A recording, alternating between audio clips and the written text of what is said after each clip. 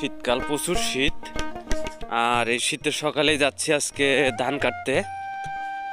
বাড়ি থেকে অনেক দূর ধান ক্ষেত, সামনে নদী, ছোট একটা খাল আছে, দেখাইতেছি আপনাদের। বর্ষার সিজন ছিল, বর্ষার পরে নদীটা শুকাইছে, খাল এখান দিয়েই পার হব, পার আমাদের ধানের ক্ষেত। আর প্রচুর শীত, শীতের সকাল। এটা ডিসেম্বর মাস, এই সিজনটা হচ্ছে রোপা সিজন।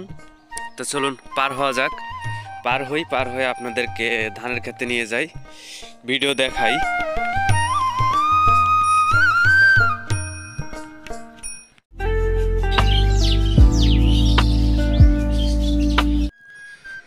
অবশেষে আমি আমার ধানের ক্ষেতে পৌঁছে গেলাম। আশেপাশের যেগুলা জমি ছিল ওগুলা কাটা শেষ। এইটাই আমার ধানের ক্ষেত, এটা এখন কাটবো।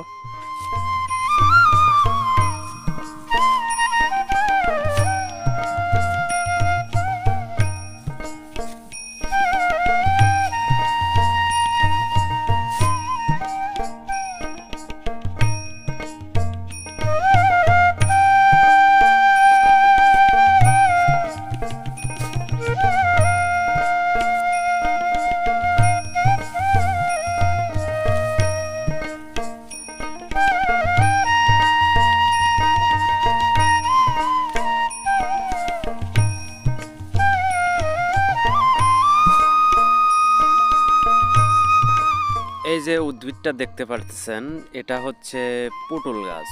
এটা মানে একবার লাগাইলে অনেক বছর পর্যন্তই থাকে, ওই গোড়া থেকে কেটে দিলে আবার ধীরে ধীরে বড় হয়। এটা হচ্ছে পটল গাছ। তো পটল গাছ দেখাইলাম। আর এবার কিন্তু ধান মাশাআল্লাহ অনেক সুন্দর হয়েছে ধান। এটা ডিসেম্বর মাসের ধান, রূপা ধান, অনেক সুন্দর।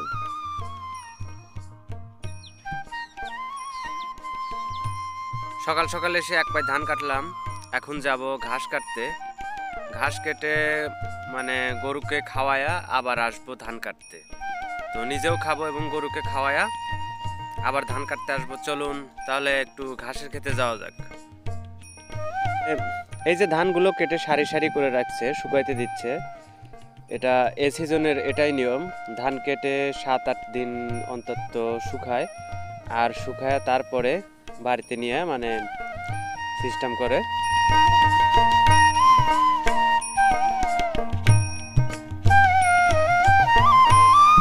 বন্ধুরা, অবশেষে আমার এটা ঘাসের ক্ষেত।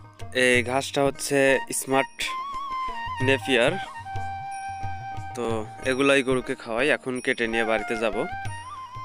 তো এটাই হচ্ছে আমার রেগুলার ডিউটি, কারণ সংসারের কাজ, নিজের কাজ নিজে করতে ভালো লাগে। আর এই ঘাস কাটছি, এখন ঘাসগুলো কেটে নিয়ে বাড়িতে যাব, গরুকে খাওয়াবো। বহমান নদী, ফুলজোর করতোয়া নদীর ডাল। আর এখানেই কিন্তু এই চর পড়ছে, এই চরে কিন্তু নানান ধরনের মানে বর্ষা শেষ হওয়ার পরেই নানা রকম ফসল ফলান যায়। এই যে আমরা ভুট্টা গাড়ছি, এই একজন আলু গাড়ছে, ওইটা ঘাস গাড়ছি আমি, আর উপরেই আমার ঘাসের ক্ষেত।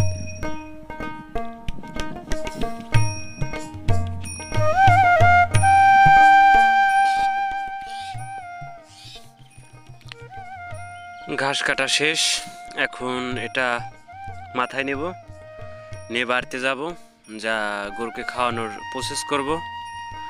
তো আমার যে দুটা গরু, আমি আপনাদেরকে গরু দুটো দেখাবো না। তো চলুন বাড়িতে এবার যাই।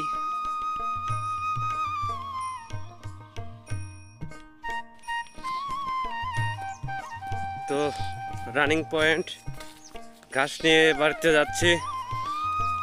এই যে আমার ঘাস ক্ষেত রেখে চলে যাচ্ছি।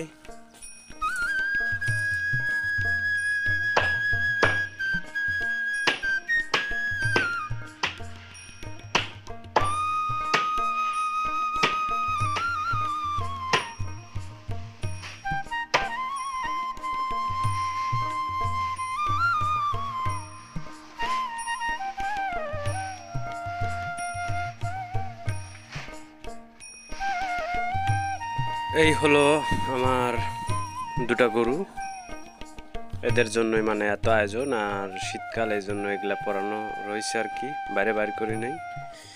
এটা দেশাল, ওটা হচ্ছে ক্রস।